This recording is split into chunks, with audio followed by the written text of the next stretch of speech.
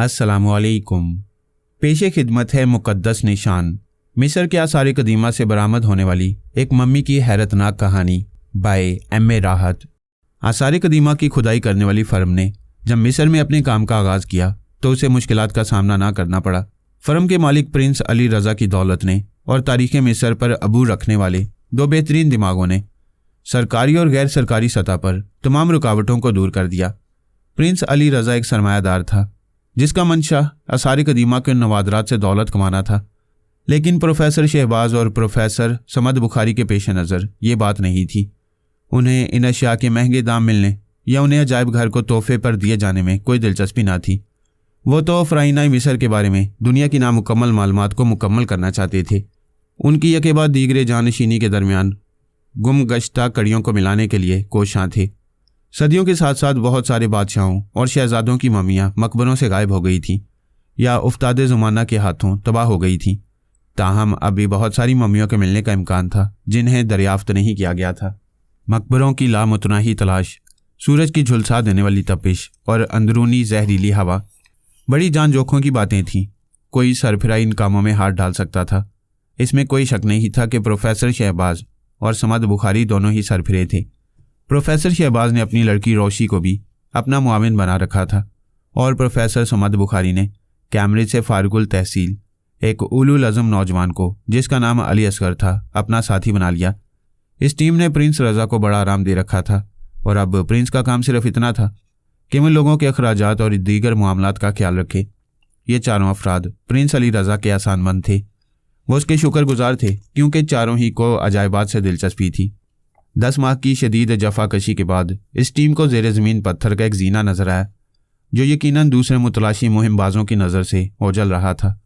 Professor Shahbaz और समद बुखारी यही तवक्को करते रहे कि ये कोई नया मकबरा है, लेकिन जूं जूं वो खुदाई करते गए उन पर एक गैर मुतवक्का इंकशाफ होता गया कि ये कोई आम मकबरा नहीं है बल्कि किसी अजीम तारीखी शख्सियत का मदफन है। 8 हफ्तों की खुदाई के बाद उन्हें एक बहुत बड़ा दरवाज़ा नजर आया और जब वो इसमें दाखिल हुए तो वहाँ गुमशुदा सदियों की फ़िज़ा उनकी मुंतज़िर थी। सीलन ज़दा माहौल, बोझल हवा और घुटन से उनका दम घुटा जा रहा था, लेकिन सच बात तो यह है कि उनके हौसले बहुत बुलंद थे। वो हर कीमत पर फ़राइना के गुमशुदा शहजादों को ढूंढना चाहते थे। मकबरे में मदफून फरमा रवा के इस्तेमाल की अशिया, कीमती पोशाकें, असलहा, अजनास, नशिस्त व बर्खास्त की जड़ाऊ चीज़ें और जेवरात, सभी कुछ था। चारों तरफ ज़रो जवाहिर बिखरे पड़े थे। दीवारों, कोनों, खुदरों और फर्श पर उनके ढेर लगे हुए थे। प्रोफेसर शहबाज और प्रोफेसर समद बुखारी ये सब कुछ देख कर सकते में रह गए।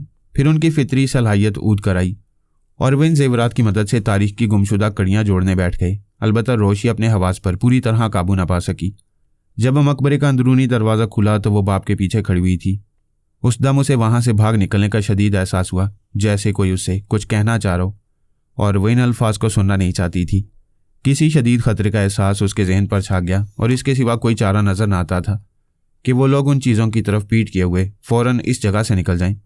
ताहम बाप की तरबियत निहायत पुख्ता थी और वह अपने हवास को काबू में करके भाग निकलने की ख्वाहिश को दबा गई। इस रोशनी में जो इस मकबरे में शायद सदियों के बाद की गई थी, वो बड़ी बेचैनी से वहीं खड़ी हुई, अंदर फैली हुई बेनाम बू को, मिट्टी की दबीज तय को और पुरस्रार सकूत को बर्दाश्त करती रही। उसे ख्याल आ रहा था कि वो इन अजियतनाक लम्हात को ज़िंदगी भर ना भुला सकेगी। मज़ीद ये कि इन मकबरों में दाखिल होने वाले अपने साथ कोई ऐसा मर्ज़ लेकर लौटेंगे जो लाइलाज होगा। जूं जूं वक्त गुजरता जा रहा था उसका खौफ बढ़ता जा रहा था। तीनों आदमी बड़े इन्हमाक से अशिया की फहरिस्त तैयार कर रहे थे, लेकिन रोशनी इस तरह की यकसुई से कोसों दूर थी। शदीद गर्मी में भी वो अपने जिस्म में कपकपाहट महसूस कर रही थी। उसे यूं लग रहा था जैसे सूरज की तपिश या मम्मी का इंतकाम उसे जलाकर खाकस्तर कर देगा और उसकी राख सहरा के बगुलों के साथ उड़ा देगी। उसने बड़ी हिम्मत करके अपने बाप से कहा कि वह इस जगह से निकल चले, लेकिन उसने देखा कि प्रोफेसर शहबाज को उसकी इस बात से मायूसी हुई। उसे अपनी लड़की पर हमेशा से भरपूर एतमाद रहा था। अब एक परेशान हाल सी औरत बनकर उसके सामने खड़ी थी। शहबाज ने उसे वहाँ से हटा दिया और जाकर उस गार में बैठने को कहा जिसे आरजी हेडक्वार्टर बनाया गया था। चुनांचे वो फाइलों और कागज़ों को दुरुस्त करने लगी। शुरू में जब खुदाई जारी थी तो उसे ये बात बड़ी रोमांटिक लगी थी और अब मकबरा खुल जाने के बाद उसे काटने को दौड़ रही थी। कुछ देर बाद अली असगर मिट्टी में अटे हुए हाथ पांव धोकर उसके पास आया तो रोशी ने उससे पूछा कि वक्त क्या हुआ है। ये सवाल वो उसे कई बार पूछ चुकी थी, अली असगर ने एक मसनूई ठंडिया भर के जेब से घड़ी निकाली और बताया, पिछले वक्त से ठीक 10 मिनट ऊपर हुए हैं। माफ़ करना, रोशी झीम कर बोली और बात बनाने के लिए कहने लगी कि उसका बाप और सुमद बुखारी अभी तक क्यों नहीं लौटे। हो सकता है प्रोफेसर के हाथ कोई ख़ास चीज़ लगी हो, अली असगर ने सरसरी तौर पर कहा। हाँ, वो काम में खोए होंगे, रोशी ने कहा और हंस पड़ी। वह दिल खोलकर हंसना चाहती थी, माहौल को फिर उसी लतीफ़ शगुफ्ता रंग में देखना चाहती थी। गुज़िश्ता 12 महीनों में एक साथ मिलकर काम करते हुए उन्हें अब ये बात तयशुदा लगती थी कि वे एक दूसरे के लिए पैदा हुए हैं। रोशी को मालूम था कि अली और उसकी शादी से उसके बाप को बेहद खुशी होगी और अंकल समद की तरफ से भी मुबारकबाद मिलेगी। उसे अली बहुत पसंद था, दोनों की तबीयतें मिलती थी और ज़िंदगी गुजारने के बारे में उनके ख्यालात यकसां थे। अली पर एतबार किया जा सकता था। गार से बाहर अचानक धूल उड़ने लगी और मुकामी लोगों के बातें करने की आवाज़ आई, जिसे अंकल समद की आवाज़ ने बंद करा दिया। दूसरे लम्हे वो गार में दाखिल हो रहा था। वो कुछ शिकस्ता सा बेदम सा दिखाई देता था। उसके चेहरे पर मुर्दनी देखकर रोशी चौंकी और उसके करीब आने से पहले उठ खड़ी हुई। रोशी, मेरी बेटी। अंकल समद ने कुछ कहना चाहा। मेरे अबू कहाँ हैं? रोशी जल्दी से बोल पड़ी। अंकल समद एक तरफ हटकर खड़ा हुआ। उसी वक्त नासिर जमाल, जो हुकूमत मिस्र का नुमाइंदा था और इस काम के आगाज़ से उन लोगों के साथ था, अंदर दाखिल हुआ। उसके पीछे 2 कुल्ली स्ट्रेचर उठाए हुए आए। रोशी को स्ट्रेचर पर पड़े हुए शख्स का चेहरा नज़र नहीं आ रहा था। उसे ये देखने की ज़रूरत भी नहीं थी, वो जान चुकी थी। वो दोनों कुली कार के वस्त में पहुँच कर रुक गई और जैसे पहले से तयशुदा हो उन्होंने स्ट्रेचर को ज़मीन पर पटक दिया। प्रोफेसर शहबाज के चेहरे पर पड़ा हुआ कपड़ा हट गया। अली ने आगे बढ़कर सामने वाले कुली के मुंह पर इस जोर से थप्पड़ मारा कि वह लड़खड़ाकर पीछे हट गया और ज़मीन पर गिर पड़ा। अली, बुखारी ने उसका बाजू थाम कर कहा, इसने जानबूझकर स्ट्रेचर को गिराया है, मैंने खुद देखा है। अली ने गुस्से से आग बगूला होकर कहा। नासिर जमाल आगे बढ़कर कहने लगा, आपको गलत फहमी हुई है, मरने वालों की बेहुरमती हमारा शेवा नहीं है। मैं तुम्हारे सारे तौर तरीके जानता हूँ अली गर्जा। हालिया चंद महीनों में मैंने इनके कई मुजाहरे देखे हैं। हमारे स्टोर से चीज़ों की चोरी, हमारे मजदूरों को काम छोड़ने पर उकसाना, उसका पारा चढ़ता गया। पहले तुम हमारे ममनून थे, हमारे पास खर्च करने के लिए पैसा था और तुम अपने हाथ रंग कर खुश थे। फिर हमने राग शिव का मकबरा दरियाफ्त कर लिया और तुमने उस पर एक नज़र डालते उस पर कब्जा करने का फैसला कर लिया। और अब, उसने प्रोफेसर की लाश की तरफ देखते हुए कहा, तुमने प्रोफेसर के साथ ये किया। क्या तुम हमें खौफजदा करके यहाँ से भगाना चाहते हो? यही बात है ना? ऐसे इल्ज़ामात लगाने की आपको जुर्रत कैसे हुई? मेरी हुकूमत और मैंने आप लोगों से हर मुमकिन ताउन किया है। नासिर जमाली ने तुर्की बतुर्की कहा। तुमने हमें कोई सहूलत नहीं पहुंचाई, अली बोला। हजरात, समद बुखारी ने मदाखलत की, प्रोफेसर की याद को ताज़ा रखने का ये कोई तरीका नहीं है। उसने कुलियों को स्ट्रेचर उठाने का इशारा किया और वह सहमी सहमी नज़रों से अली को देखते हुए स्ट्रेचर उठाकर गारों के अंदरूनी हिस्से में ले गई। इस तमाम अरसे में रोशी बुत बनी खड़ी थी। मैं आपसे मुतालबा करता हूँ कि अपने अल्फाज वापस ले लें, नासिर जमाली ने कहा। हम कल अपना कैंप उठा रहे हैं, प्रोफेसर समद बुखारी ने फैसला कुन लहजे में कहा। हम काहिरा वापस जा रहे हैं, वह नासिर जमाली की तरफ घूमकर उससे बोला। लेकिन अभी यहाँ आपका काम ख़त्म नहीं हुआ। नवादरात और अपने तहफ़्फ़ुज़ के लिए हम बाकी काम शहर जाकर करेंगे, समद बुखारी ने जवाब दिया। अली गुरा कर बोला, ऐसा लगता है तुम्हारे हरबे कारगर हुए नासिर जमाली। हम अपना बोरिया बिस्तर समेटेंगे और भाग खड़े होंगे। तुम भाग कर नहीं जा सकते, नासिर जमाली ने ज़ेरे लब कहा। उसकी आवाज़ कहीं दूर से आती हुई महसूस हुई। मम्मी के मकबरे के अजाब से छुटकारा मुमकिन नहीं। एक सर्द लहर रोशी के रोगों पैर में दौड़ गई। वो वाहमा बिजली की तरह उसके जहन में कौंध गया, जो मुतअद्दिद लोगों की ज़ुबान पर था। फ़राइना मिस्र ने अपनी कब्र को अंदर से मोम लाख या किसी और धात के ज़रिए नहीं, बल्कि अपनी तबाहकुन दायमी पोशीदा ताकत से बंद कर रखा है। यही बात उसने उस मकबरे में दाखिल होते वक्त महसूस की थी। बकवास मत करो नासिर जमाली, अली ने उसे डांटा। मौत हमारा मुकद्दर बन चुकी है। नासिर जमाली ने सर यूं झुका लिया जैसे दुआ मांग रहा हो। मैं भी आपके साथ शामिल हूँ, क्योंकि मैं आपके साथ मुलविस रहा। हमें कब्रों की बेहुरमती की सज़ा हलाकत की शक्ल में मिलेगी। क्या तुम समझते हो कि इन किसी कहानियों से मेरी आंखों में धूल झोंकोगे? तो यह धूल नहीं है जिसने आपको देखने से महरूम कर रखा है, बल्कि इसकी वजह आपका अंधापन है, अली असगर ने धीमी आवाज़ में कहा। फिर बोला, राग शिव का मकबरा कोई अजाब नहीं दे सकता जमाली। इसमें एक बादशाह की हड्डियों और उसके साजो सामान के सिवा कुछ नहीं है। इस दरियाफ्त से फ़ायदा ही पहुंच सकता है, नुकसान नहीं। रोशी आहिस्ता आहिस्ता चलती हुई बाप की लाश के पास आ गई और उस पर झुक गई। फिर उसने एक भयानक चीख मारी। प्रोफेसर शहबाज का एक बाजू स्ट्रेचर पर फैला हुआ था, दूसरा बाजू उसके सीने पर रखा था और लाश के करीब ही एक कटा हुआ बाजू और खंजर, जिस पर खून जम गया था, करीब करीब पड़े हुए थे। रोशी की चीख सुनकर समद बुखारी दौड़कर उसके पास गया और उसे पीछे से थाम लिया। अली भी लपक कर आ गया और स्ट्रेचर पर नज़र पड़ते ही बोला, हम जितनी जल्दी यहाँ से निकल जाएं बेहतर है। वो हफ्ता बड़ी उजलत से उन्होंने रुखसत की तैयारी में गुजारा। जल्दी जल्दी सामान की फहरिस्त मुकम्मल की, हर चीज़ को चेक किया, मकबरे का नक्शा बनाया, नवादरात का मोहल्ले वकू नोट किया और जगहों की पैमाइश की ताकि मुस्तकबिल ये ना कहे कि AR ट्रेडर्स ने खुदाई का काम जदीद और साइंटिफिक तरीक़ों से नहीं किया। लकड़ी की बड़ी बड़ी पेटियाँ पहले ही काहिरा से मंगवा ली गई थीं और जमाली अपनी हुकूमत और काहिरा म्यूज़ियम के हुकाम से रवानगी के लिए भाग दौड़ कर राब्ता कायम करता रहा। उसके बारे में अली का शुबा अब कुछ हल्का बढ़ता जा रहा था। वह बड़ी तुंदही से उसकी रवानगी में मदद कर रहा था। शायद इसकी वजह यह हो कि वह जल्द अज जल्द उनकी पुश्त देखना चाहता था। एक मरतबा काहिरा से वापसी पर वह अपने साथ म्यूज़ियम के दूसरे मुलाजिम ले आया जो इतनी उजलत से साथ लाए जाने पर बड़बड़ा रहे थे, लेकिन मकबरे की अशा देखते ही उनकी बड़बड़ाहट ख़त्म हो गई। उन्होंने बिला ताखीर म्यूज़ियम की तरफ से उनके लिए 1 लाख पाउंड की पेशकश कर दी। ये इतनी बड़ी रकम थी कि खुदाई के सारे अखराजात भी पूरे हो जाते और फर्म को खासा मुनाफा भी होता।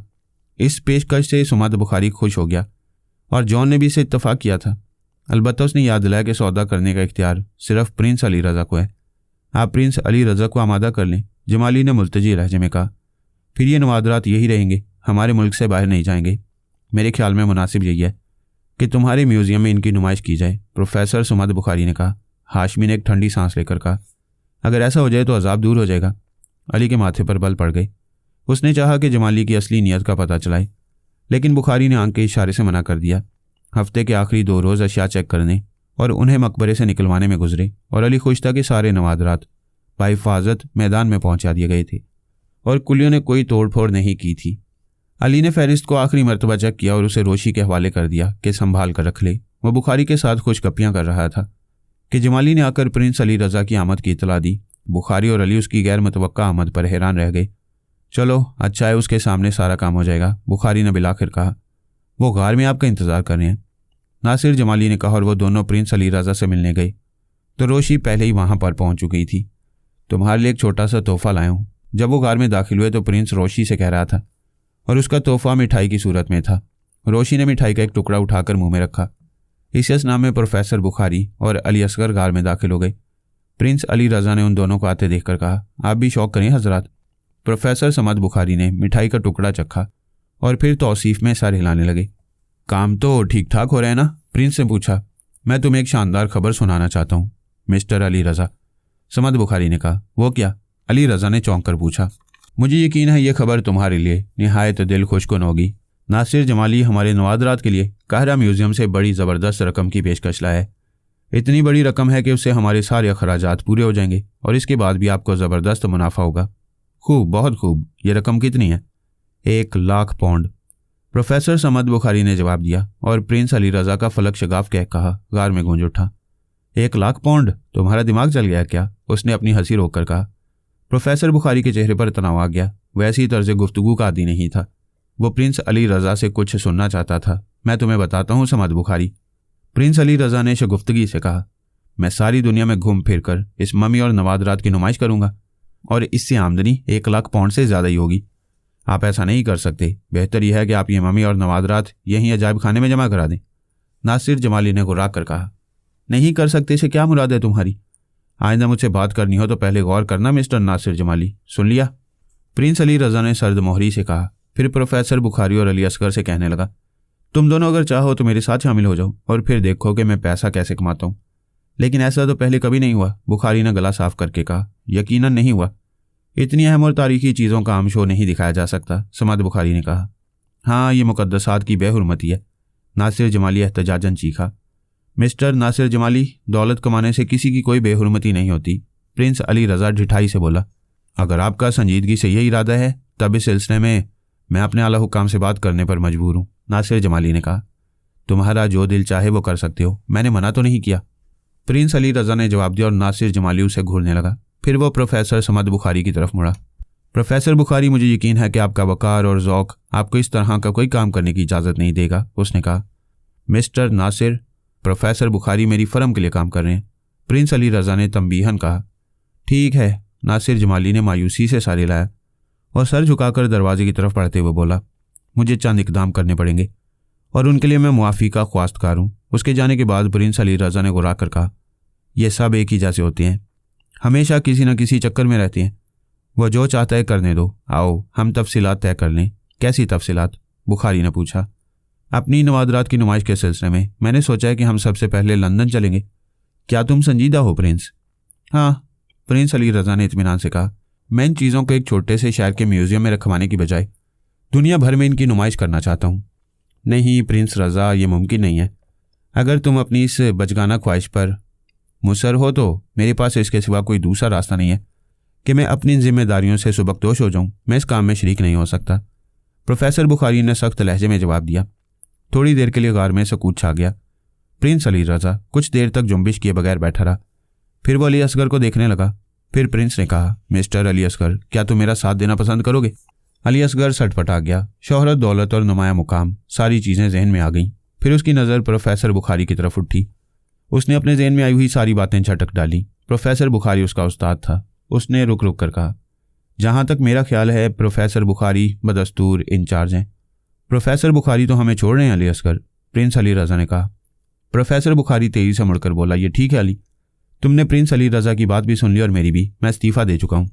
लेकिन सर। नहीं अली, मैं तुम्हें मशवरा दूंगा कि तुम अपने बेहतर मुस्तकबिल के लिए प्रिंस की पेशकश कबूल कर लो। लेकिन अगर आप ऐसा समझते हैं तो अपने फ़ैसले पर क्यों अड़े हुए हैं? अली असगर ने पूछा। बस मेरे लिए मुमकिन नहीं।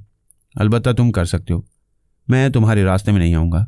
अली असगर ने मशवरा तलब नज़रों से रोशी की तरफ देखा और रोशी ने सर हिला दिया। आज रात खाना तुम लोग मेरे साथ खाओ, प्रिंस ने इस कैफियत को ख़त्म करने के लिए कहा। अली असगर और रोशी प्रिंस के साथ जिस जगह खाना खाने गए वो करीबी बस्ती में एक छोटा सा होटल था। खाना भी बस ठीक ठाक था। खाने के दौरान उसने अचानक अली असगर से पूछा, तुमने मेरे साथ रहने के बारे में कोई फ़ैसला किया? मैं आपके साथ हूँ प्रिंस।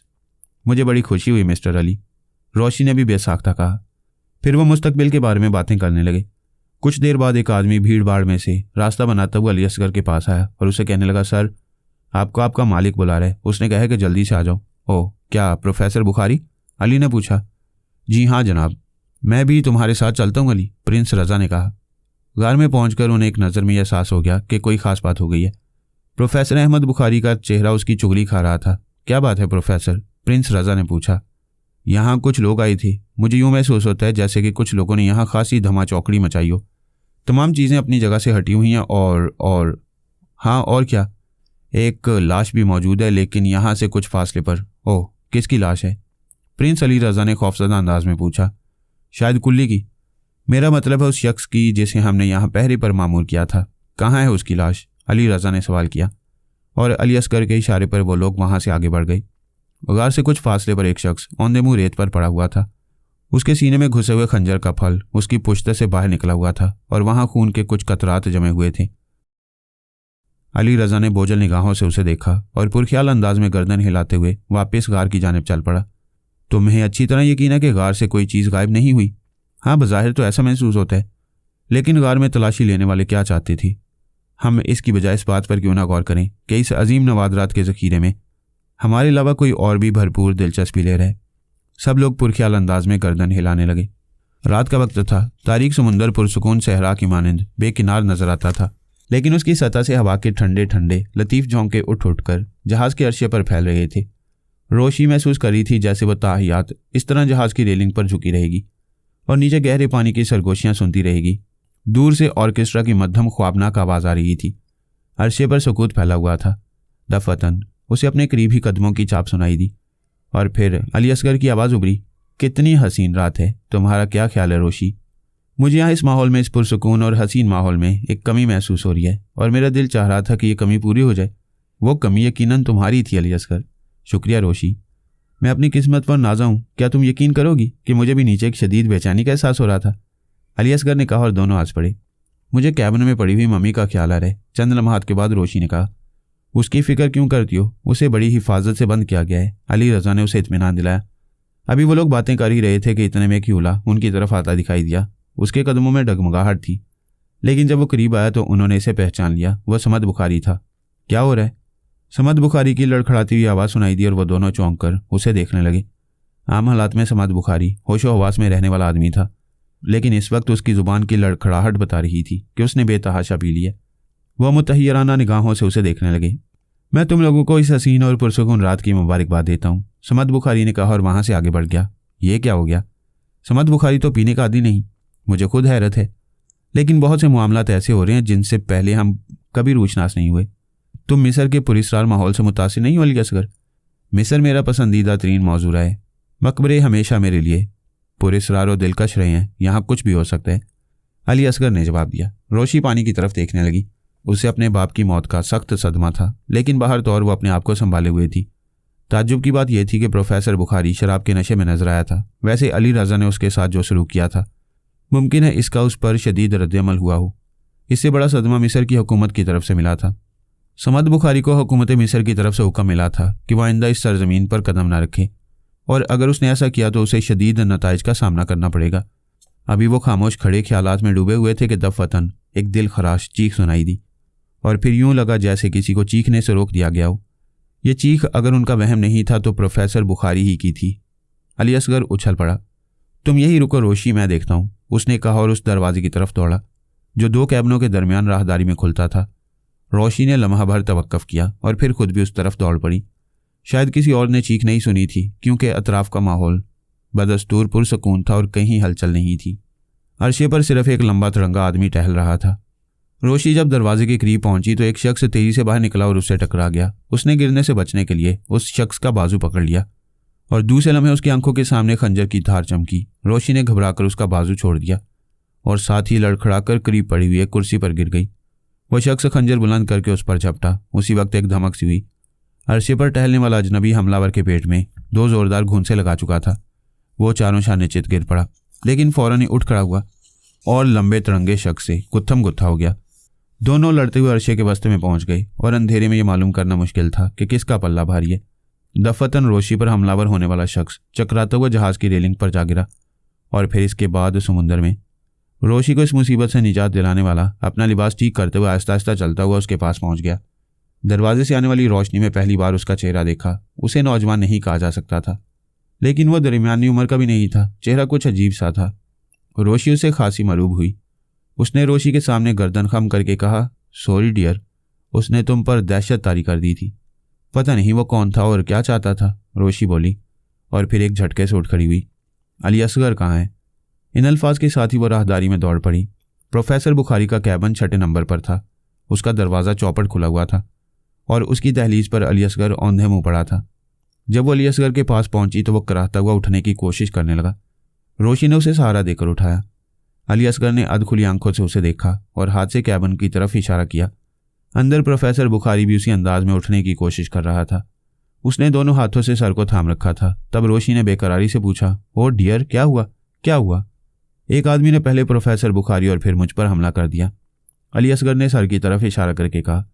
प्रोफेसर बुखारी उठकर खड़ा हुआ और आहिस्ता से चलता हुआ कैबिन में बनी हुई अलमारी के पास पहुंच गया। उसमें से बोतल निकाली और उसे अली असगर की तरफ करके हिलाया। अली असगर ने नफ़ी में सर हिला दिया। मैं तुम्हारी कोई मदद कर सकता हूँ बेटे? पुश्त से आवाज़ आई। वही लंबा तिरंगा अजनबी सामने खड़ा हुआ था। मैं आपकी शुक्रगुजार हूँ जनाब अली असगर। ये साहब मेरे ऊपर एहसान कर चुके हैं, मगर अफसोस मैं इनका नाम नहीं जानती हूँ। तुम लोग मुझे सलामा कह सकते हो, अजनबी ने बताया। अली असगर ने उठकर उसे हाथ मिलाया। प्रोफेसर बुखारी इन तमाम बातों से बेनियाज बिस्तर में बैठा घटाघट पी रहा था। कोई नुकसान तो नहीं पहुंचा आप लोगों को? सलामा ने पूछा। नुकसान? यहाँ नुकसान की कोई चीज़ मौजूद ही नहीं, प्रोफेसर बुखारी ने अपनी जेबें बचाते हुए कहा। दफतन अली असगर ने बेचैनी से पहलू बदला। इस सवाल से उसे नवादरात का ख्याल आ गया था। उसके कैबिन में मम्मी और नवादरात रखे हुए थे। कहीं उसके कैबिन पर तो कोई कोशिश नहीं की गई, रोशी ने कहा। लेकिन हम इसे इत्तफाक नहीं कह सकते। यकीनन प्रोफेसर बुखारी पर हमला करने की कोई ना कोई वजह तो ज़रूर होगी। मिस्टर खान सलामा, मैं आपको बताऊं कि दरअसल हम लोग... नहीं बेबी, मुझे कुछ बताने की ज़रूरत नहीं। आप लोगों की शोहरत दूर दूर तक फैल चुकी है। अलबत्ता प्रोफेसर बुखारी ने कोई कीमती चीज़ अपने कैबिन में नहीं रखी होगी, वरना ये लोग नुकसान कर जाते। आपका ख्याल दुरुस्त है। नवादरात जहाज़ के सामान के कमरे में ज़बरदस्त पहरे में है। अली असगर ने झूठ बोला। तुम्हारा क्या प्रोग्राम है नौजवान दोस्त? किस सिलसिले में? मेरा मतलब है कि अब तुम उन नवादरात का क्या करोगे? हम इन चीज़ों को लंदन ले जा रहे हैं। हमारे मालिक मिस्टर अली रज़ा इनकी नुमाइश की इब्तिदा लंदन से करना चाहते हैं, अली असगर ने जवाब दिया। लंदन? वाह खूब। तुम वहाँ कहाँ ठहरोगे? खान सलामा ने दूसरा सवाल किया। रोशी ने महसूस किया कि अली असगर खान सलामा से जान छुड़ाना चाह रहा है, और ये ठीक भी था। वो अपने कैबिन में जाकर चीज़ों की जांच पड़ताल करना चाहता था। कहीं कोई चीज़ चोरी तो नहीं हुई। इसके बाद आराम करना ज़रूरी था। इसलिए रोशी ने अली असगर की मुश्किल हल करते हुए दरवाजे का रुख किया। तो दोनों आदमी भी उसके पीछे चल पड़े। वहाँ मिस्टर अली रज़ा ने किसी होटल में कमरे बुक कराए हैं, हम लोग वहीं काम करेंगे। ओह, होटल ज़्यादा बेहतर नहीं होते, खान सलामा कहने लगा। उस वक्त रोशी ने पलटकर उसकी तरफ देखा। अली असगर के माथे पर भी बल पड़ गए थे। उसे इस अजनबी की ये बेतकल्लुफ़ी कुछ चुभ सी रही थी। उसने बज़ाहिर खुद को ठंडा करते हुए कहा, अली रज़ा जिसका नाम है वो इस किस्म के बहुत से नवादरात की नुमाइश दुनिया के मुख्तलिफ ममालिक में कर चुके हैं और वो जानते हैं कि किस तरह कौन सा काम बेहतर होता है। इसके बावजूद अगर तुम लोग चाहो तो मैं तुम्हें एक पेशकश कर सकता हूँ। मेरा अक्सर लंदन में क्याम रहता है, चूँकि मैं एक कारोबारी आदमी हूँ और यूरोप के मुख्तलिफ ममालिक में मेरा कारोबार फैला हुआ है। लंदन में भी मेरे पास एक खूबसूरत मकान है। अगर तुम लोग चाहो तो मैं तुम्हें तुम्हारा मेज़बान बनने की पेशकश कर सकता हूँ। रोशी ने देखा कि अली असगर इस पेशकश से चौंक सा पड़ा। ज़ाहिर के खान सलामा से उन लोगों का ताल्लुक ही क्या था। इस दावत का कोई माकूल जवाब नहीं था, लेकिन ना जाने क्यों रोशी के दिल में यह ख्वाहिश पैदा हुई कि इस पेशकश को कबूल कर लिया जाए। वो जानती थी कि अजीब बात है, लेकिन खान सलामा की आंखों में एक मकनातीसी कुव्वत थी जो रोशी को ऐसा सोचने पर मजबूर कर रही थी। सॉरी मिस्टर खान सलामा, मेरा ख्याल है हमारे दोस्त प्रिंस अली रज़ा इस बात के लिए तैयार नहीं होंगे, लेकिन इसके बावजूद मैं आपका शुक्रगुजार हूँ। कोई बात नहीं, वैसे मेरे दिल में यह ख्वाहिश रही है कि अपना ज़्यादा से ज़्यादा वक्त आर्ट की खिदमत में सरफ करूँ, लेकिन आसार कदीमा का मामला आर्ट नहीं साइंस से ताल्लुक़ रखता है। अली असगर ने पुरस्कार अंदाज में मुस्कुराते हुए कहा। मुझे यह सुनकर हैरत हुई। खान सलामा बोला, क्या नवादरात जो ज़मीन में से बरामद होती हैं उनका ताल्लुक़ आर्ट से नहीं है, या फिर उन्हें हम साइंस से मुतल्लिक़ करार देते हैं, या अगर तुम दोनों मेरे साथ चलो तो मुझे तुमसे बहुत मदद मिलेगी। मैं एक बार फिर माजरत ख्वाह हूँ मिस्टर सलामा, अफसोस हम अपने प्रोग्राम में कोई तब्दीली नहीं कर सकते, अली असगर ने माजरत करते हुए कहा। सलामा ने रोशी की तरफ देखा, लेकिन रोशी कुछ बेताल्लुक सी हो गई थी। बाहर तो और किसी भी तरह वो अली असगर से हटकर फैसला नहीं कर सकती थी। हालांकि उसका दिल चाह रहा था कि खान सलामा की बात मान ले।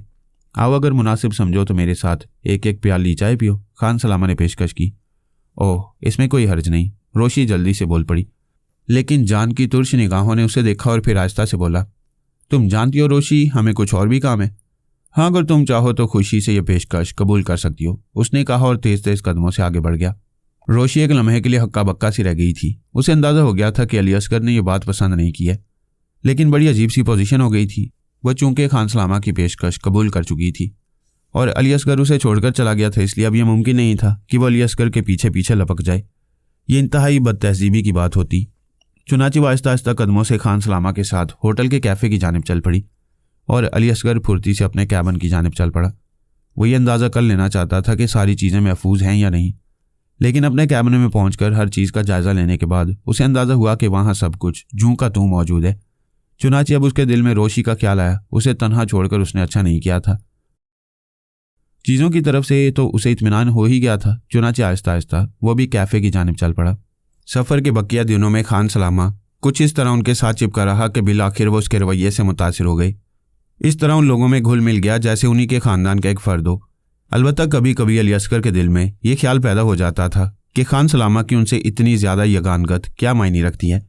रोशी से उसने इस बात का तज़किरा भी किया हुआ था। उसने कहा कि वह हम लोगों को इतनी अहमियत क्यों दे रहे, लेकिन रोशी के पास इस सवाल का कोई जवाब नहीं था। वह सिर्फ यही कह पाई कि खान सलामा एक पुरखलूस और मुखलिस शख्स है, लेकिन खुद उसके ज़हन में कभी कभी ये कुलबुलाहटें सी पैदा होती हैं कि खान सलामा की आंखों में एक ऐसी कशिश है कि कम अज़ कम वो खुद उसकी किसी बात से इनहराफ नहीं करती। जब वो कोई बात कहते हैं तो रोशी अपने दिल में महसूस करती है कि वह इस बात को मानने के लिए मजबूर हो गई है। बिल आखिर सफ़र ख़त्म हो गया और जहाज़ लंगर अंदाज हुआ तो अली असगर और दूसरे लोगों को खासी मुश्किलात का सामना करना पड़ा। कुछ कानूनी नुक्ते इस किस्म के थे कि उन्हें लंदन में काम करने की इजाज़त नहीं मिल सकती थी।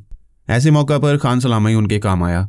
उसने तमाम मामलात बड़ी खुश उसलूबी से तय कर लिए थे, यहाँ तक कि ऐसे मामलात भी जिन पर प्रिंस अली रज़ा मुकम्मल तौर पर नाकाम रहा। वो अपने तौर पर हर किस्म की भागदौड़ कर रहा था, लेकिन उसकी तमाम कोशिशें नाकाम साबित हुई थीं। जबकि खान सलामा ने इस सिलसिले में कदम डाला तो फिर कोई मुश्किल ही ना रही। इसके बाद ये मुमकिन नहीं था कि वो खान सलामा की अपने घर क़याम की पेशकश को मुस्तरद कर देते। सभी उससे मुतासिर हो गए थे। ख़ास तौर से प्रिंस अली रज़ा खान सलामा की ये पोजीशन देखकर उसे बहुत मुतासिर हुआ और जब उसने इस सिलसिले में आखिरी फैसला दे दिया कि क़याम खान सलामा ही के घर किया जाएगा तो फिर भला कौन इसे इनहराफ कर सकता था। चुनांचे यही हुआ। वो लोग सरसब्ज दरख्तों में घिरे उसके खूबसूरत पुरसकून कुशादा मकान में पहुंच गए, जिसका सामान आराइश शाहाना था। मकान के गिरदो पेश में सन्नाटा तारी था। रोशी को और अली असगर को वाकई ये जगह बेहद हसीन लगी। एक पुरवकार संजीदा माहौल। खान सलामा ने उन्हें उनके कमरे दिखाए। वहां का ख्वाबनाक माहौल देखकर वो दोनों जैसे खुद को जन्नत में महसूस करने लगे। रोशी की अपनी नशिस्तगाह भी बहुत खूबसूरत थी, जिसे देखकर वो शशदा रह गई। उसने घूम फिर कर सजावट की चीज़ों को देखा। एक कीमती शोकेस उसके सामने था जिसमें जेवरात रखे हुए थे। उन पर बड़ी नफासत और नज़ाकत से काम किया हुआ था। इससे उनके मालिक की बुलंद ज़ौकी का एहसास होता था। ऐसे जेवरात किसी शाही महल में ही होते थे। अचानक उसे अपने अकब से आवाज़ सुनाई दी। खान सलामा न जाने कब वहां आकर खड़ा हो गया था। क्या आपको ये जेवरात पसंद आए मिस रोशी? हाँ, बहुत ही खूबसूरत हैं। खान सलामा ने शोकेस का ढक्कन उठाकर एक छोटा सा लॉकेट निकाला, जिसकी चमक दमक निगाहों को खीरा किए दे रही थी। उसने रोशी के गले से लगाया तो रोशी का दिल बड़ी तेजी से धड़क उठा। ये हार एक तारीखी हैसियत का हामिल है और मैंने इसे किसी ऐसे ही तारीखी हुस्न के लिए संभाल कर रखा था जो इसका अहल हो। देखिए कैसा है। उसने लॉकेट रोशी के गले लगाकर दिखाया। बेहद खूबसूरत। रोशी की आवाज़ आहिस्ता से उभरी। तो फिर मैं ये आपकी नज़र करता हूँ, खान सलामा आहिस्ता से बोला। और रोशी जल्दी से 2 कदम पीछे हटकर उसे यूं तकने लगी जैसे किसी ने उसके कानों में पिघला हुआ शीशा उतार दिया हो। फिर उसने चौंक कर कुछ सोचा। उसे ख्याल आया कि खान सलामा हरचंद के उम्र रसीदा, लेकिन जो कुछ हो रहा है उसकी रफ्तार बहुत तेज़ है। उसने बमुश्किल तमाम कहा, यह अनमोल है मिस्टर सलामा, शायद मेरे काबिल नहीं। अगर ये तुम्हारे काबिल नहीं तो मुझे इसका अफसोस होगा। फिर इसकी चमक, इसकी खूबसूरती और इसकी कीमत बेमसरफ है। मैं इसे किसी गंदे नाले में फेंक दूंगा। अरे नहीं नहीं, कैसी बातें कर रहे हैं आप। ये मेरी हसरत थी। इससे पहले मैंने कभी किसी खातून को इस काबिल नहीं समझा कि यह हार उसे पेश कर सकूं। रोशी ने परेशान निगाहों से खान सलामा को देखा। उसकी खुद एतमादी खान सलामा की निगाहों से निगाह मिलते ही ख़त्म होने लगी। कितना भरपूर इंसान है वो, कितना शानदार, कितना अजीम। उसके जहन से आवाज़ उभर रही थी और फिर उसके जहन में अली असगर का ख्याल आया।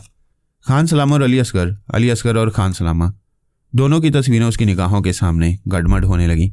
खान सलामा कहने लगा, इसे कबूल कर लो रोशी, ये तुम्हारे लिए है। रोशी खुश हो गई। खान सलामा ने अपने हाथ से वो हसीन लॉकेट उसकी गर्दन में पहना दिया। रोशी जैसे ख्वाब के आलम में थी। फिर खान सलामा ने उसे एक सोफे पर बिठाया और उसका शाना थपक कर मुस्कुराता हुआ बाहर निकल गया। रोशी थोड़ी देर बैठी अजीब से अंदाज में उस हार को अपनी गर्दन में महसूस करती रही और फिर उसके कदम अपनी जगह से उठे और नर्म और आरामदेह बिस्तर पर पहुंच गए। वह थकन से निढाल थी, इसलिए वह आराम करना चाहती थी। चुनाचे बिस्तर पर लेटते ही वो नींद की आगोश में पहुंच गई। अगले रोज़ वो लोग अपने अपने कामों में मसरूफ़ हो गए। प्रिंस अली रज़ा ने एक मखसूस इलाके में एक लंबा चौड़ा शामियाना लगा लिया था। उस पर कुछ सरकारी एतराज़ात भी हुए, लेकिन बिलाखिर तमाम काम हमवार हो गए। इसके साथ साथ ही अली रज़ा जानता था कि किसी चीज़ की नुमाइश करने के लिए क्या क्या इंतज़ामात करना होती हैं और पब्लिसिटी क्या चीज़ होती है। चुनाचे किराए के चंद अफराद ने अली रज़ा की तरफ से यह अफवाह फैला दी कि अगर उसे इन नवादरात की नुमाइश की इजाज़त ना मिली तो वो सारी चीज़ें फ़ौरन अमेरिका भिजवा देगा और इंग्लैंड के रहने वाले इन सदियों पुरानी तारीखी चीज़ों की एक झलक तक ना देख सकेंगे। उसका यह हरबा कारगर हुआ और अवामी दबाव से हुकूमत उसे इजाज़त देने पर मजबूर हो गई। अली रज़ा नुमाइश के इंतज़ामात में मसरूफ़ हो गया और अली असगर ने नवादरात को एहतियात से संभाले रखने की जिम्मेदारी कबूल कर ली। बिलाखिर नुमाइश का वक्त करीब आ गया। अली रज़ा ने नुमाइश में बड़ी तरतीब रखी थी। शामियाने के अंदर उसने मकबरे का सा माहौल पैदा करने की कोशिश की। बड़े बड़े पोस्टरों पर कदीम फ़राउन और उनके ख़ानदान के हालात के अलावा नवादरात के क्वाइफ भी दर्ज थे। सारी चीज़ें उसने बड़ी मुनासिब जगहों पर रखी थी। ठीक वस्त में एक ऊंचे चबूतरे पर वो मम्मी रखी हुई थी। इस मम्मी की कहानी पोस्टरों में बड़ी तफसील से दर्ज की गई थी और इसका मतन कुछ यूँ था। रामीस हफ्तम के 2 जुड़वा बेटे थे। दोनों का उठान हुआ तो वह मुख्तलिफ किरदार के मालिक थे। एक मुफक्किर था जो सच्चाई और अब्दियत का मुतलाशी था।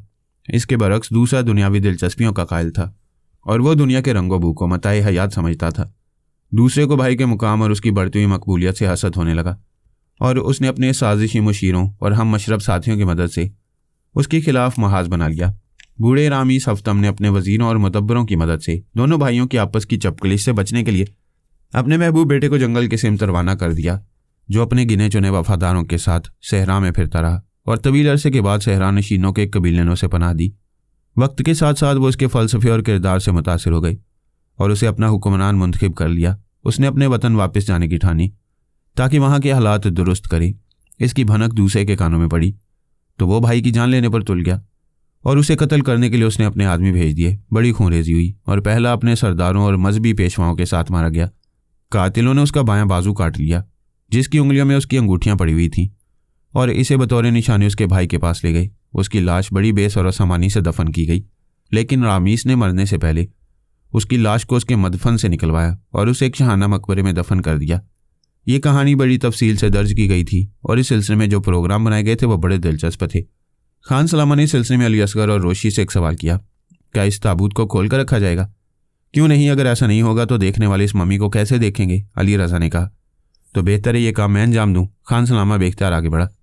वो लोग उसकी बेख्तियारी का अंदाज़ा भी न लगा पाए थे कि खान सलामा ने ताबूत के गिर्द लिपटा हुआ फीता काटा और उसका ढक्कन उठा दिया। रागशीफ की मम्मी अपना दीदार कराने के मुंतज़िर पड़ी थी। ताबूत के खोलने के बाद खान सलामा एक लम्हे के लिए साकित और जामिद हो गया। वो मम्मी को अजीबोगरीब निगाहों से देख रहा था, फिर वो वहाँ से हट गया। रोशी भी उसके साथ साथ ही चली थी। उसने आगे बढ़ते हुए अली असगर से पूछा कि क्या वो भी उसके साथ आना पसंद करेगा? मुझे थोड़ा सा काम है, मैं उस काम को इत्मीनान से अंजाम देकर वापस आऊँगा, अली असगर ने जवाब दिया। तो फिर हम लोग जा रहे हैं, हम तुम्हारा वहीं इंतज़ार करेंगे। रोशी खान सलामा के साथ घर वापस आ गई। थोड़ी देर तक वो खाने पर उसका इंतज़ार करती रही और इसके बाद खाना खाने बैठ गई। रोशी ने लिबास तब्दील कर लिया था। अपने बॉक्स में से दूसरा जोड़ा निकालते हुए उसकी निगाह सोने की तरह की धात के उस गोल टुकड़े पर पड़ी जो वह मिस्र से अपने साथ लाई थी। ये छोटा सा टुकड़ा उसके बाप ने खुदाई के दौरान एक रोज़ उसे दिया था।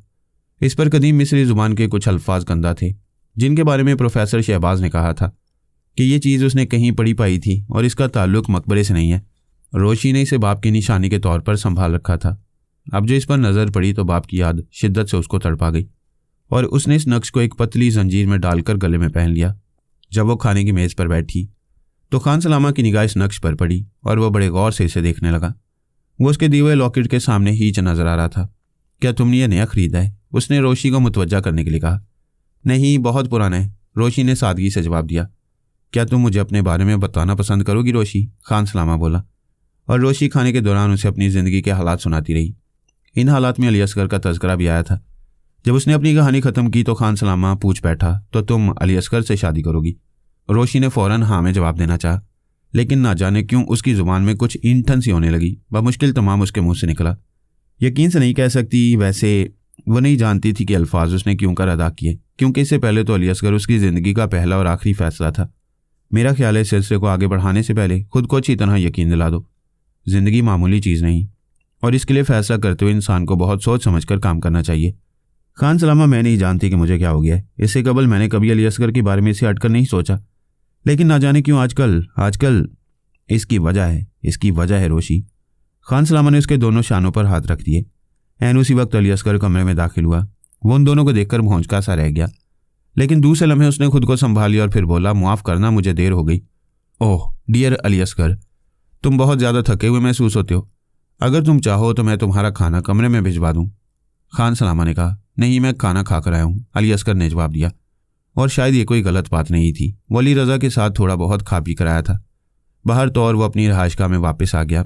खान सलामा रोशी की कुर्बत को अच्छी तरह महसूस कर चुका था और उसके ज़हन में अजीब अजीब से ख्यालात आ रहे थे, लेकिन कुशादा ज़हन का मालिक था।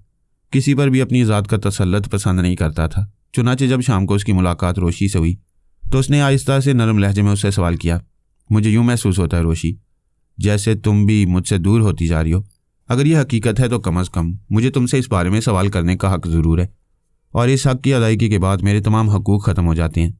तो फिर तफसीली मुआयने तक के लिए अपने फ़ैसले को महफूज क्यों नहीं रखते?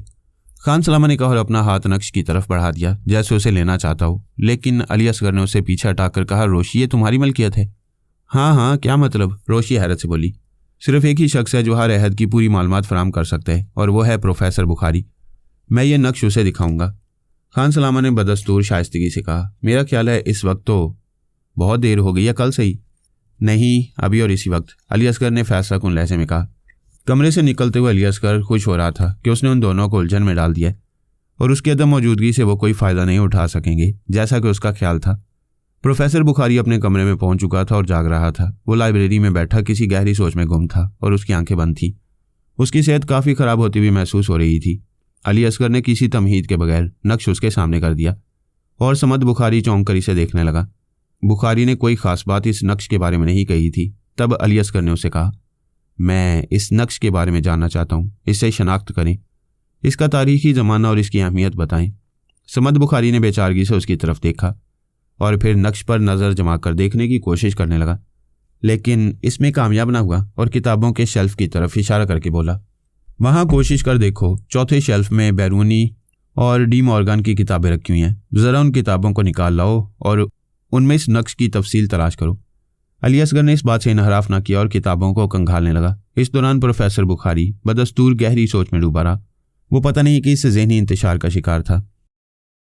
अली असगर किताबों की वर्गर्दानी करता रहा, लेकिन उसके पल्ले कुछ ना पड़ा। फिर उसने प्रोफेसर बुखारी से इल्तिजा की कि वो होश में आए और उसकी मदद करे। प्रोफेसर बुखारी ने नक्श अली असगर के हाथ से ले लिया, लेकिन वह मेज़ पर रखे हुए गिलास से टकरा गया और गिलास एक चनाके के साथ फर्श पर गिर गया। ओह मिस्टर समद बुखारी, आप इससे कबल तो ऐसे ना थे। प्रोफेसर बुखारी की आंखें नामालूद हो गईं। तो तुम भी अब मेरी इज्जत नहीं करते?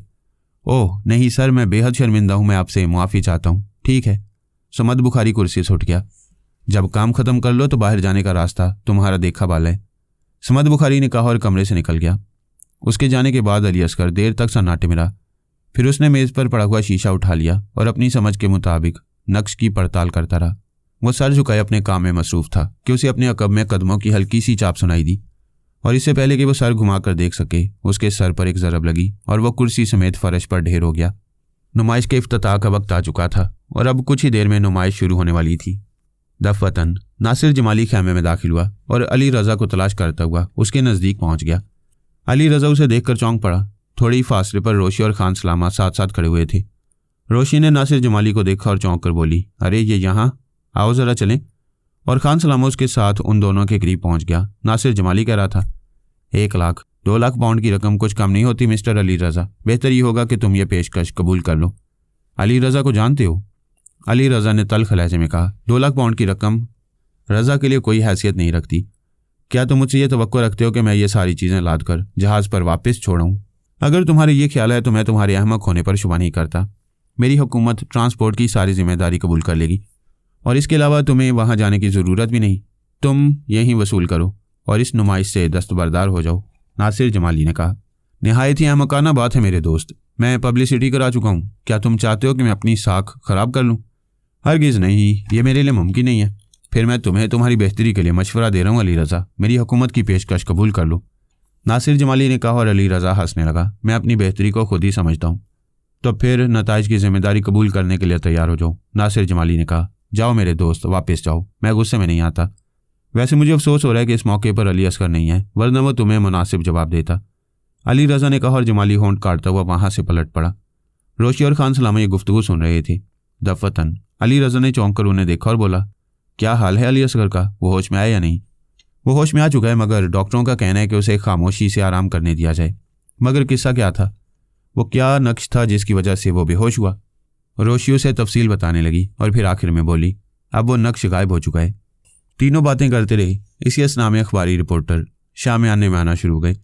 अली रज़ा ने खाने पीने का माकूल बंदोबस्त किया था।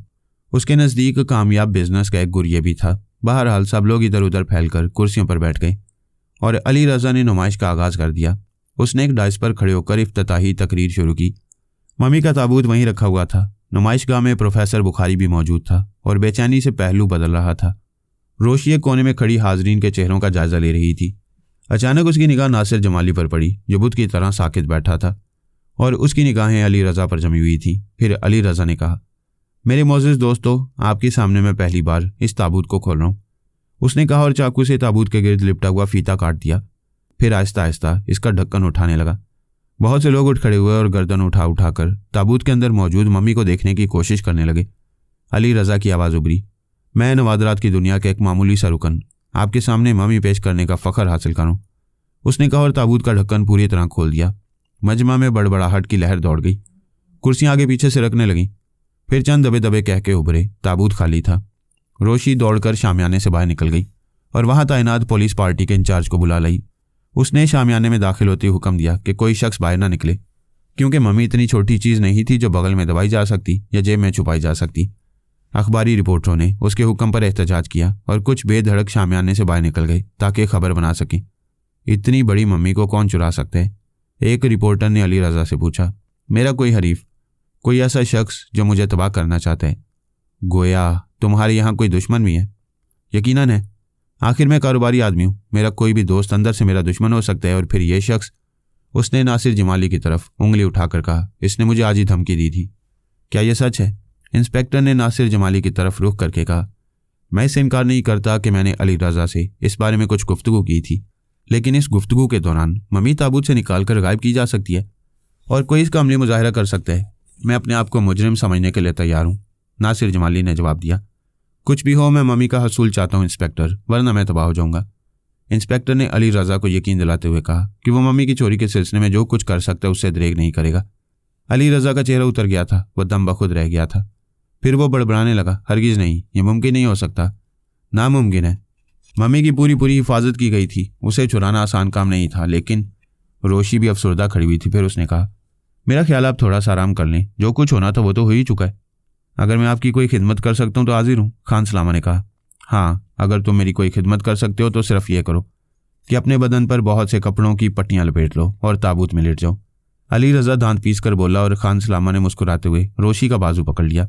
आओ रोशी, मेरा ख्याल है मिस्टर रज़ा अक्लियात की तमाम हदों को अबूर कर गए हैं। वो रोशी का बाजू पकड़े हुए शामियाने से बाहर निकल गया। उसी वक्त अली असगर आहिस्ता आहिस्ता चलता हुआ शामियाने के अंदर दाखिल हुआ। पुलिस वालों ने उसे रोकने की कोशिश की, लेकिन मम्मी की चोरी का सुनकर वो रह ना सका और सर में शदीद चक्कर और कमजोरी के बावजूद वहां से चल पड़ा। रास्ते भर उसकी हालत कह रही थी। पुलिस वालों ने उसे रोका तो उसने कहा, मुझे मिस्टर अली रज़ा से ज़रूरी मिलना है। अंदर कोई नहीं है, एक पुलिस वाले ने कहा। क्या वाकई अली रज़ा अंदर नहीं है? ओह अली असगर, ये तुम हो? उसकी आवाज़ सुनकर अंदर से अली रज़ा ने चीख कर कहा और पुलिस वालों को उसे छोड़ना पड़ा। वो आहिस्ता आहिस्ता आगे बढ़ा और ताबूत के नज़दीक पहुंच गया तो वाकई वो गायब हो गई। उसने तरद्दुद से कहा, तुम बिस्तर से क्यों उठे? अली रज़ा ने आहिस्ता से कहा, मैं जानता हूँ यह क्यों हुआ है। अली असगर ने उसकी बात को नज़रअंदाज करते हुए कहा, क्या मतलब? मैंने उस नक्श पर कंधा अल्फाज के मायने पाए हैं और उसकी ताकत का जोर भी, लेकिन वो नक्श मुझसे हथिया लिए गए। अली असगर ने बेचारगी से कहा। प्रिंस अली रज़ा हमनको की तरह उसकी शक्ल देख रहा था। उसकी समझ में अली असगर की बात नहीं आई। जिसने ये मम्मी चुराई है उसका मकसद दोबारा इसे जिंदा करना है, अली असगर ने कहा। तुम्हारी दिमागी कैफियत मुतासिर हो गई है शायद, इससे कोई फ़र्क नहीं पड़ता। फ़िलहाल तुम बीमार हो अली असगर, मैं तुम्हारे लिए गाड़ी मंगवाता हूँ, अली रज़ा ने कहा और एक पुलिस वाले से कहा कि बराहे करम किसी गाड़ी का बंदोबस्त किया जाए। अच्छा, मैं चलता हूँ, लेकिन जो कुछ मैंने कहा है उसे आप नज़रअंदाज ना करें। मम्मी जिंदा हो जाएगी और उसके बाद जो कुछ होगा उसका आप तसव्वुर भी नहीं कर सकते। मैं समद बुखारी का ख़ास शागिर्द हूँ और इन तहरीरों से अच्छी तरह वाकिफ़ हूँ जो कदीम तहरीरें होती हैं। अगर आपने मेरी बात पर अमल ना किया तो नुकसानात उठाएंगे। इसी असना में एक पुलिस वाले ने अली रज़ा को बताया कि गाड़ी आ गई है। अली रज़ा ने पुलिस वाले को इशारा किया और इंस्पेक्टर अली असगर का बाजू पकड़कर बाहर निकल गया। अली रज़ा वापस पलटा तो ये देखकर हैरत ज़दा रह गया कि नासिर जमाली भी अपनी जगह मौजूद नहीं था। शायद वो जा चुका था। प्रिंस अली रज़ा बुरी तरह थक गया। शदीद गुस्से के आलम में उसकी अंदरूनी कैफियत बेहतर नहीं थी। उसकी समझ में नहीं आ रहा था कि मम्मी इतनी शानदार निगरानी के बावजूद किस तरह से गायब हो गई। लेकिन यह भी एक ठोस हकीकत थी कि मम्मी अब उस ताबूत में मौजूद नहीं थी और वह ख्वाहिश ताबूत के गिर्द कितने ही चक्कर लगाए, इसकी वापसी नामुमकिन थी। लंदन में पुलिस उसकी मम्मी की चोरी का सुराग लगाने के लिए क्या कुछ करेगी, इसका अंदाज़ा प्रिंस अली रज़ा को नहीं था। लेकिन इतनी बात वह ज़रूर जानता था कि उसकी बेहतरीन साख मुतासिर हो गई है और अब उसके लिए लोगों के दिलों में मजाक के अलावा कोई हैसियत नहीं है। चंद लम्हात के बाद वो शामियाने से बाहर निकल आया। पुलिस वाले वहाँ मौजूद थे। उनमें से एक ने गर्दन खम करके कहा, हमारे लिए कोई खिदमत जनाब? नहीं शुक्रिया, उसने जवाब दिया और खामोश सड़कों पर सुबह खरामी से चलता रहा। ज़हनो दिल बेकार हुए जा रहे थे। मम्मी की गुमशुदगी का उसे दिली रंज था। बाकी नवादरात शामियाने में मौजूद थे और उनकी देखभाल के लिए वहाँ पुलिस वाले काफ़ी तादाद में मौजूद थे। प्रिंस अली रज़ा पैदल ही चल रहा था। सड़क से कोहर की चादर उठ उठकर दीवारों से लिपट रही थी। बिजली के खंभों से लटके हुए बल्ब धुंधला गए थे और बहुत दूर कहीं किसी घड़ियाल की आवाज़ सुनाई दे रही थी। कोहर काफ़ी गहरी थी और थोड़े फासले का आदमी भी साफ तौर पर नज़र नहीं आता था। अलबत्ता तेज़ रोशनियां जब गुजरती तो थोड़ी देर के लिए माहौल मुनव्वर हो जाता। प्रिंस अली रज़ा बढ़ता रहा। उसकी समझ में नहीं आ रहा था कि कहाँ जाए, क्या करे। काफ़ी दूर चलने के बाद वो यूं ही बेख्याली के अंदाज में एक पतली सी गली की जाने मुड़ गया। दिल नहीं चाहता था कि किसी और जगह जाकर आराम करे। बस इन सड़कों पर वो अपनी इन बेचैनियों का हल तलाश करना चाहता था। ख्यालात में डूबा डूबा ना जाने वो कितनी दूर निकल गया। लंदन उसके लिए अजनबी नहीं था, लेकिन मम्मी का तस्वुर कुछ इस तरह उसके जहन पर छाया हुआ था कि उसे एहसास नहीं हुआ कि उसके कदम किस सिमत उठ रहे हैं। एक मोड़ पर रुककर वो चौंका और इधर उधर देखने लगा, लेकिन अब भी उसका जहन साफ नहीं था। वो यही सोच रहा था कि अगर किसी तरह ये मम्मी उसे वापस मिल जाए तो लुत्फ आ जाएगा। इसकी गुमशुदगी से जो पब्लिसिटी हो चुकी है वो मजीद कारआमद होगी और लोग नुमाइश पर टूट पड़ेंगे। वो कुछ और आगे बढ़ा। मम्मी को तलाश करना बहुत ज़रूरी था। उसके बगैर उन नवादरात की नुमाइश बेमकसद होगी। लोग तो पुरस्रार रागशिफ के उस भाई को देखना चाहते थे जो तारीख की हैसियत रखता है, जो कहानी रागशिफ के बारे में लोगों को खुद उसने सुनाई थी। वो लोगों के लिए बायस दिलचस्पी थी और सब के सब रागशिव की पुरस्कार जिंदगी के बारे में मजीद जानने के ख्वाह थे। काश वो मिल जाए। उसने कदम आगे बढ़ाए। सड़क के बारे में कोई अंदाज़ा नहीं था कि कौन सी सड़क है। बिलाखिर उसने ये सड़क पार कर ली और एक मेहराबी दरवाजे के पास पहुंच गया जो शायद किसी तबेले का हाथा था। लेकिन अचानक उसके कानों में पानी बहने की आवाज़ सुनाई दी। एक अजीब सी आवाज़। पता नहीं आवाज़ कैसी है, पता नहीं वो इस बेध्यानी में कितना फासला तय कर चुका है। दफतन उसे एक साया नजर आया और वह चौंक कर उसके करीब पहुंच गया। मैं रास्ता भटक गया हूँ, यह कौन सी जगह है, उसने कहा। लेकिन फिर साये की हैयत उसे नजर आ गई। उसके पूरे बदन पर पट्टियां बंधी हुई थी और वह उसकी मम्मी की शक्ल में नजर आ रहा था। एक लम्हे में उसके ज़हन में मुतअद्दिद ख्यालात गर्दिश कर गए। क्या यह शख्स प्रिंस अली रज़ा से वाकिफ़ है? इसे लम्हा है कि मम्मी गायब हो गई है और इसने बतौर मजाक इसके लिए ये रूपधार है, या फिर यह गुमशुदा मम्मी है लेकिन चलती फिरती हालत में। यह कैसे मुमकिन है?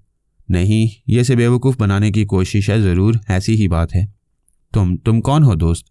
मैं तुम्हारे मजाक से महजूज हो रहा हूँ, लेकिन आप मेरी रहनुमाई। अभी उसके मुंह से यही अल्फाज निकले थे कि मम्मी ने हाथ बढ़ाकर उसे पकड़ लिया। प्रिंस अली रज़ा बदहवास हो गया, लेकिन दूसरे लम्हे मम्मी ने उसे दोनों हाथों से पकड़कर सर से बुलंद कर लिया। फिर वो उसे घुमाने लगी। अली रज़ा का सर चकरा गया था। मेहराब, लैंप पोस्ट, सारी चीज़ें घूम रही थी और यह गर्दिश इतनी बरकरफ्तार थी कि अली रज़ा की आंखें बंद हो गईं। फिर उसे महसूस हुआ जैसे वो किसी तेज़ रफ्तार गाड़ी में बैठकर एक तरफ रवाना कर दिया गया हो। हवाओं का बेपनाह शोर उसके कानों से टकराया और इसके बाद वो किसी दीवार से टकराया। लेकिन कर्बोजियत का वह एहसास एक लम्हे में फना हो गया। उसके बदन की तमाम हड्डियां गोश्त के लोथड़ों में घुसकर दीवार से चिपक गईं, एक बुलंदो वाली इमारत की 5वीं मंजिल की दीवार से। और अब नुमाइश की ज़रूरत नहीं थी। अली रज़ा को नवादरात की नुमाइश से वो शोहरत हासिल नहीं हो सकती थी जो उसकी लाश की इस कैफियत से हुई। स्कॉटलैंड यार्ड वाले दूसरी सुबह अपनी ज़िंदगी के अनोखे मजाक से दो चार होंगे। कत्ल तो होते हैं दरियाओं में, समुद्रों में, लाशें मुख्तलिफ जगहों और कुएं में मिलती हैं, लेकिन इस इमारत की दीवार पर चिपकी हुई लाश पूरी दुनिया के लिए अजूबा बन जाएगी। कोई नहीं बता सकेगा कि इस इंसान ने खला के कौन से सियारे से कूदकर खुदकुशी की। अली असगर प्रिंस अली रज़ा के पास से बददिल लौटा था। यूं भी उसकी ज़िंदगी में एक खला पैदा हो गया था। उसने महसूस कर लिया था कि रोशी अब उसकी ज़िंदगी से निकल गई है। वो पूरी तरह खान सलामा की तरफ मुतवज्जा है। प्रोफेसर शहबाज की बेटी तालीम याफ्ता थी, अपने अच्छे बुरे को बखूबी समझ सकती थी। मुमकिन है उसे ज़िंदगी की बेहतरी इसी में नज़र आई हो कि वो खान सलामा को ज़िंदगी का साथी बना ले। उसे रोशी से कोई शिकायत नहीं थी। ये तो खुशी के सौदे हैं। इंसान हमेशा अपनी बेहतरी का ख्वाह होता है। लेकिन मम्मी की गुमशुदगी उसके लिए बहुत दुख की बात थी और उसे यकीन था कि नासिर जमाली के अलावा कोई नहीं हो सकता जिसने मम्मी चुराई है। यह शख्स इब्तदा ही से मम्मी गैर लोगों के कब्जे में दिए जाने के खिलाफ था। चुनाचे जख्मी और कमज़ोर होने के बावजूद उसने अपनी आरामगाह का रुख करने के बजाय होटल फजारा जाना ज़रूरी ख्याल किया। थोड़ी देर के बाद वह होटल फजारा में दाखिल हो रहा था। काउंटर पर उसने नासिर जमाली के बारे में मालूम किया और उसे उसके कमरे का नंबर मालूम हो गया। चुनाचे वो कमरे की तरफ चल पड़ा। कमरे में उसने दस्तक दी, लेकिन अंदर से कोई जवाब न मिला। दूसरी फिर तीसरी दस्तक के बाद उसने दरवाजे को खोलकर देखने की कोशिश की और दरवाज़ा बासानी खुल गया। अंदर रोशनी थी, लेकिन कमरा खाली नजर आ रहा था। अलबत्ता नासिर जमाली के चंद लिबास बेतरतीबी से इधर उधर बिखरे पड़े थे। नासिर जमाली कहाँ है, उसने सोचा। फिर किसी ख्याल के तहत उसने नासिर जमाली के लटके हुए कोट की जेबों की तलाशी लेना शुरू कर दी। उसने ये सोचकर जेबों में हाथ डाला था कि मुमकिन है गुमशुदा सुनहरा नक्श उसकी जेब में मौजूद हो, लेकिन कोट की जेबें खाली थीं। फिर उसने बिस्तर के तकिए के नीचे देखा, पतलून की जेब में तलाश की और अभी वह इस तलाश से फारिग नहीं हुआ था कि उसे अपने पीछे सरसराहट सी महसूस हुई। पलट कर देखा तो नासिर जमाली एक लंबे फल का खुला चाकू लिए खड़ा था। क्यों अली असगर, तुम्हें जिस चीज़ की तलाश थी वो मिल गई? उसने तीखे लहजे में पूछा। अली असगर सीधा खड़ा हो गया और उसने कहा, नहीं, वो मुझे नहीं मिली, लेकिन मैं जानता हूँ कि वो कहाँ है। मैं तुम्हें बताता हूँ कि वो कहाँ है। नासिर जमाली चाकू लहराता हुआ आगे बढ़ा। तुम उसके बारे में अच्छी तरह जानते हो, इसलिए तुम्हारे अलावा और कौन बता सकते है, वो पुरस्कार मुस्कुराहट के साथ बोला। वो मेरे पास मौजूद है, अगर तुम चाहो तो मुझसे हासिल कर सकते हो, मगर उसे तुमने क्यों चुराया है? नासिर जमाली उसे चंद लम्हात गौर से देखता रहा। फिर उसने चाकू छालकर पीछे फेंक दिया और पीछे हटकर दरवाज़ा बंद कर दिया। तुम उस नक्श का क्या करना चाहते हो? जानते हो वो क्या चीज़ है? वो रागशिव का मुकद्दस निशान था जिसे उसका भाई कब्जे में नहीं कर सका था। किराए के कातिलों ने राग का काम तमाम कर दिया और उसके कत्ल होने का सबूत साथ लाए थे, लेकिन उन्हें रागशिव की सबसे बड़ी मलकियत का ज़रा भी इल्म नहीं था। खूब, गोया मेरा अंदाज़ा दुरुस्त था। तुम उस नक्श के बारे में कुछ जानते हो। तुम्हें शुरू ही से उसके बारे में इल्म था और जब मैं हकीकत के करीब पहुंचा तो तुमने उसे गायब कर दिया। अली असगर ने कहा। बेवकूफ़ हो तुम, अहमक हो, नासिर जमाली चीख कर बोला। अगर मैं मुर्दों को जिंदा करने के राज से वाकिफ़ था तो क्या उसे इस तरह मकाना तरीके से गलत इस्तेमाल करता? अली असगर की समझ में नहीं आया कि इस बात का क्या जवाब दे। वाक़यात की इन कड़ियों का पस मंज़र जाने बगैर वो नासिर जमाली या किसी और के बारे में कोई राय कायम नहीं कर सकता था। इसके बावजूद नासिर जमाली, तुम्हें मेरे साथ पुलिस के पास चलना पड़ेगा, अली असगर ने कहा बड़ी खुशी से। नासिर जमाली ने जवाब दिया, मुझे मज़ीद तबाही से बचाने के लिए तुम्हारे साथ ताउन करने में बेहद मसरत होगी। तो फिर ठीक है, मेरे साथ आओ, अली असगर ने कहा। दरवाजे पर पहुंचकर नासिर जमाली ने कहा, क्या तुम बता सकते हो दोस्त कि इन सारे मामलात में किसका हाथ है? मैं गो सिर्फ इतना जानता हूं कि कुछ पुरस्कार ताकतें काम कर रही हैं, लेकिन आला तरीन साइंसी दिमाग में नहीं समझ सकते। बस इसके अलावा मैं और क्या कह सकता हूँ? नासिर जमाली पुरख्याल अंदाज में गर्दन हिलाने लगा। प्रोफेसर बुखारी ने अलमारी से ब्रांडी की बोतल उठाई और गिलास लेने के लिए हाथ बढ़ाया, लेकिन फिर पता नहीं किस ख्याल के तहत उसने बोतल वहीं रख दी और गिलास उसकी जगह वापस रख दिया। इस वक्त उसका जहन बिल्कुल साफ होना जरूरी था, बहुत से काम करने थे उसे। अली असगर उससे मुलाकात के लिए आया था। उसने उस सुनहरे नक्श के बारे में अपने शुभात का इजहार किया था।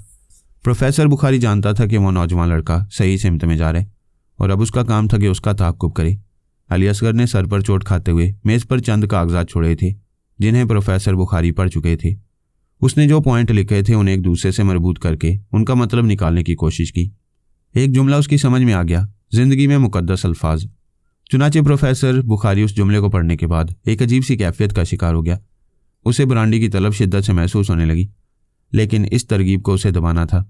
वो अपने मुखालफों पर एक बार फिर अपनी अहमियत वाज़े करना चाहता था। वो बताना चाहता था कि वो खुद ये सब कुछ कर सकते हैं, और अभी वो इस कोशिश में मसरूफ़ था कि दरीचे के शीशे टूटने की आवाज़ से कमरा गूंज उठा। उसने सर घुमाकर देखा और उछल कर खड़ा हो गया। दरीचे का शीशा टूटा और फिर चौखट भी बाहर निकल आई, लेकिन जो कोई उससे अंदर दाखिल हो रहा था उसे देखकर प्रोफेसर बुखारी का मुंह खुले का खुला रह गया। वो कपड़ों में लिपटी हुई मम्मी थी।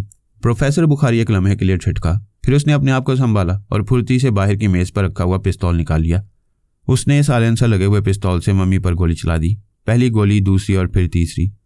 मम्मी लम्हे भर को रुकी और फिर आगे बढ़कर प्रोफेसर बुखारी के हाथ से पिस्तौल छीन लिया। दूसरे लम्हे पिस्तौल टेढ़ा होकर एक तरफ गिर पड़ा और अब प्रोफेसर बुखारी को इस मम्मी से कोई भी नहीं बचा सकता था। उसने प्रोफेसर बुखारी को पूरी कुव्वत से अपने हाथों में जकड़ लिया और वो उसके हाथों पर सर से बुलंद होने लगा। अचानक प्रोफेसर बुखारी के मुंह से आवाज़ निकली, मैं उन लोगों में से था जिन्होंने उस खुदाई की मुखालफत की थी, क्योंकि उसके राज मेरे सीने में मौजूद थे। मैं तुझे मुकद्दस नक्श का वास्ता देता हूँ जो तुझे तेरे वालिद का अतिया था। मम्मी के बदन में थरथरी दौड़ गई। उसने प्रोफेसर बुखारी को नीचे उतार दिया। हाँ, तेरे मुजरिम दूसरे लोग हैं। अगर तू मेरी ज़िंदगी बख्श दे तो मैं तुझे उनसे आगाह कर सकता हूँ। मम्मी खामोश कड़वी थी। पहला मुजरिम नासिर जमाली, जो उन मकबरों की निशानदेही का जरिया बना, और इसके बाद तेरे नवादरात मुजरिमाना तौर पर अपने कब्जे में रखने का ख्वाहा था, पर इसमें कामयाब ना हो सका। और तेरा दूसरा मुजरिम? मम्मी की सवालिया निगाहें उस पर जमी हुई थी। तेरा दूसरा मुजरिम खान सलामा है, और मुकद्दस राज तू जानता है कि वो कौन है? मम्मी दफतन पलट गई। मम्मी निगाहों से ओझल हो गई थी। तब प्रोफेसर के चेहरे पर गहरी संजीदगी के आसार फैल गए। तारीख में ऐसा मुमकिन नहीं है, काश मेरी कोई कोशिश उन्हें बचा सकती, लेकिन ये बात सिर्फ मैं जानता हूँ कि मैं मजबूर हूँ। खान सलामा अपनी खूबसूरत रिहाइशगाह के हसीन तरीन कमरे में बैठा रोशी को देख रहा था। उसकी आंखों की अनोखी चमक रोशी को मसूर किए हुए थी। दफतन उसने कहा, मौत से मेरे प्यार की सच्चाई मशकूक होती है, क्योंकि इसे ज़िंदगी की एक ज़रूरत भी तस्वुर किया जा सकता है, लेकिन मौत के बाद जो प्यार हो वह सच्चाई का अतिया होता है। क्या मौत के बाद प्यार का तस्वुर रह जाता है? रोशी ने पूछा और खान सलामा चौंक पड़ा। तुमने कुछ कहा? तुम कहाँ गुम थे? पता नहीं, मैं उलझन में हूँ, परेशान हूँ। क्यों? तुम्हारे लिए? मेरे लिए क्यों? मुझे लंदन से जाना पड़ रहा है। लेकिन क्यों? काश मैं बता सकता, लेकिन तुम फिक्र ना करो, तुम लोगों के क़याम के लिए जगह मौजूद तरीन है। तुम यहाँ कोई तकलीफ नहीं होगी। मगर मैं तुम्हारे बगैर नहीं रह सकती। दूसरों के बगैर रह सकती हो? खान सलामा ने उसकी आंखों में आंखें डालते हुए कहा। हाँ, मैं सबके बगैर रह सकती हूँ सिवाय तुम्हारे, रोशी आहिस्ता से बोली। रोशी, तुम भी मेरा साथ देने के लिए तैयार हो जाओ, लेकिन दूसरे लोगों को इतला ना दो। मुझे अब किसी से कोई दिलचस्पी नहीं है, तुम्हारे अलावा अब किसी की कोई ज़रूरत नहीं है, लेकिन मैं चाहता हूँ कि तुम उन्हें इतला ज़रूर दे दो। किस तरह? बेहतर है कि एक तहरीर उनके लिए छोड़ दो। ऊपर के कमरे में ड्राइंग टेबल मौजूद है। तुम उन्हें लिख दो कि बाप की मौत के बाद तुम किसी को अपना हमदर्द नहीं समझती, चुनाचे अपनी ज़िंदगी के लिए तुम एक बेहतर फैसला कर रही हो। ठीक है, रोशी ने कहा और ऊपरी मंजिल की तरफ चल पड़ी। ड्राइंग टेबल पर बैठकर उसने कलम हाथ में पकड़ा और लिखने लगी।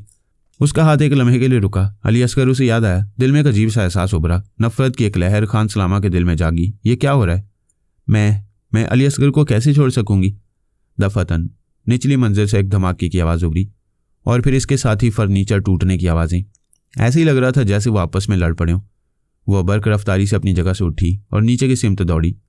लेकिन अभी जीने पर ही थी कि उसने नीचे हॉल में एक खौफनाक मंजर देखा। खान सलामा और कपड़ों में लिपटी मम्मी एक दूसरे से लिपटे हुए थे।